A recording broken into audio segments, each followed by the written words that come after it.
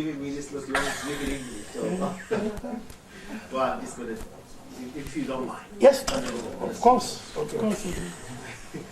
Okay, so there is two. There is the living in the U.S. for the last 10 years actually allowed me to interact with a lot of people, which is I'm very happy with. I do, as I mentioned, I do a lot of work with a lot of African American artists, also African American writers. So we work together, but we're very aware of trying to keep the visual art as strong, parallel to the other form of art. We don't try to mix them. One of them might speak about the other, but not necessarily to translate it. We try to stay away. Each one of them have its own character and presence. So we do work with that. And yes, it has been affected by interacting with a lot of artists. And not necessarily from in the US, but also from all over the world. I have been, I'm not going to get into details with them, but yeah.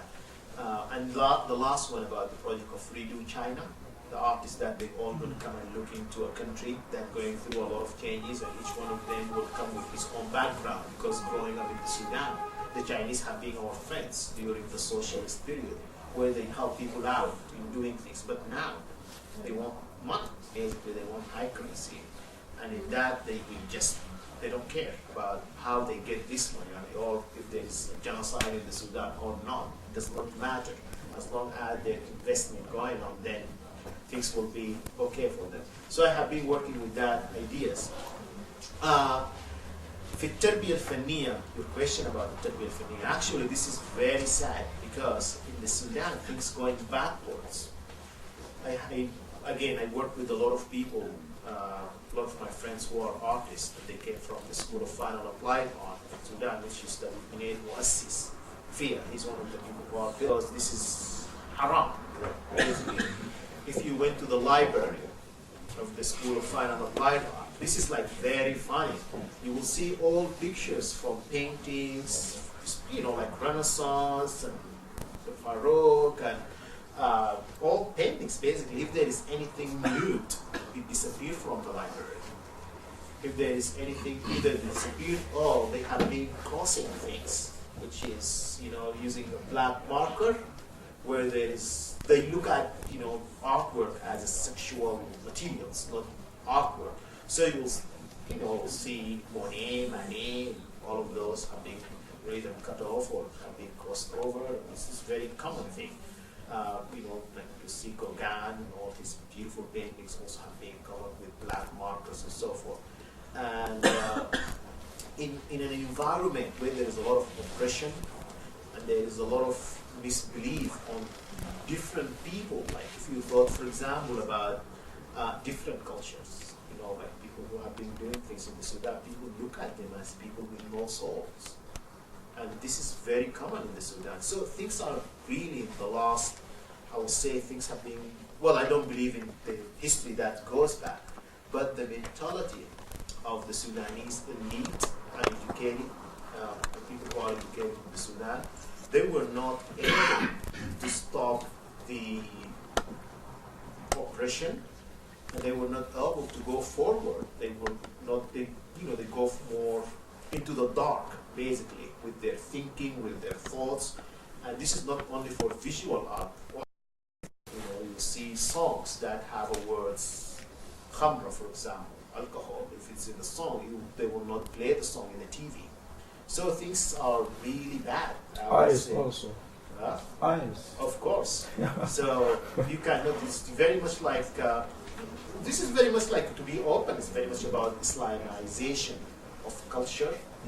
And it's not only Islamization of culture, but also moving people into a dark, into anti-visual art, anti-higher art, anti-being creative.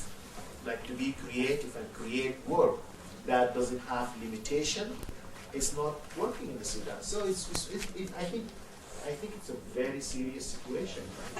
You can't hear, you can't see people, you can't read things coming out of the Sudan, and you will really see very low level of interaction with, with all the word culture.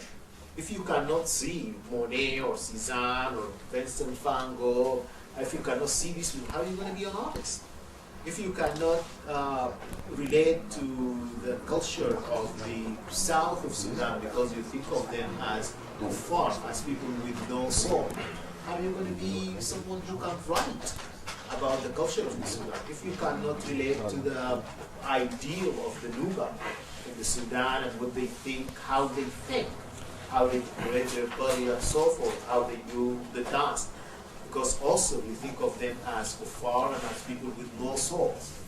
How are you going to be an artist in a country that it's really diverse and it's very rich in what they have? We are a very rich country, I think. We have very diverse culture. We have very adequate and very beautiful stories, like the one that I'm working with. The stories that you have seen, those are the stories from Sudanese everyday regular grandmother will tell you about this story before you go to bed. And in the past, people have been accepting that. People have been telling stories from Denka folk tales or from the Nuba Mountains or from northern Sudan about the Tusah, the crocodile, and all of that. Now, it's just, it doesn't work. Which is, and I think people have taken away from us. Because if you thought about, if you thought about your generation, you probably know more stories from different parts of the Sudan, more than any young Sudanese now, because they don't know that. Like they know stories about Omar ibn al-As, Omar ibn al-Khattab, and all of these, but they don't know stories about any Sudanese leader, like, Babu Nimir or James, the father of Francis. They don't know about that. And that's the disaster. That's the thing that you feel very sad for that. Yeah. ما عندي سؤال بس عندي حاجة أود حاجة بسيطة جدا بالنسبة لمجموع الإنسان السوداني بيعاني من فترات طويلة جدا من المعاناة في حاجة كده ممكن نتوقع يجي مثلا المعاناة عندنا نهر النيل أطول نهر من الاثنين أطول نهر في العالم جاء من بحيرة فيكتوريا بيشق 1 مليون مربع لحد مصر وفي ناس كمان بيموت جنب عطاشة ما لاقيين يشربوا من النيل الطويل ده. أنا كنت متوقع يجي حاجة بالشكل ده. الصورة الأول قدمته طبعا ده يعاني المعاناة الإنسان السوداني عاشه بفترة زمنية بشدة فترة زمنية معينة جدا جدا كان أشد كمان. في معاناة قبله لكن فترة زمنية اللي عبرت فوقه كانت فترة زمنية في التاريخ السودان فترة أشد المعاناة الإنسان السوداني عاش فيهم. وتوديني من الاثنين ثاني أنا بسمع كثير في ناس بيقولوا حكومة عمل حاجات كثير جدا جدا إنجازات في بترول وفي ناس كان بيركبوا حمير بيركبوا مرسيدس بنز وكان ناس ساكنين في بداية يسكنوا في العمارات. كويس جدا. السؤال ده يوجهه للناس هنا هل التنمية والعمارة ولا التليفون؟ أنا في رأيي التنمية المفروض ينمي الإنسان. التنمية له الإنسان، مش التنمية واحد يركب طيارة ويجي ينزل بطيارة، لا التنمية ينمي الإنسان، الإنسان قاعد مستقر في المنطقة بتاعه يتوفر له 3 حاجات المطالب الأساسية الرئيسية اللي هو مأكل والمشرب والملبس. إذا وفرت 3 حاجات لهذا الإنسان أتمكن حينمي. لكن إذا كان الإنسان بيموت بجوع وواحد بيسكن في عمارة 3 طوابق هل ده تنمية؟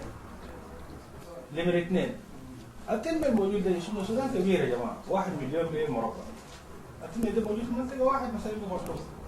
إذا مثلا دول أوروبا سافر هنا ماشي خرطوم شاف السودان والله العظيم فيها تنمية ما في بأي محل ثاني في أفريقيا.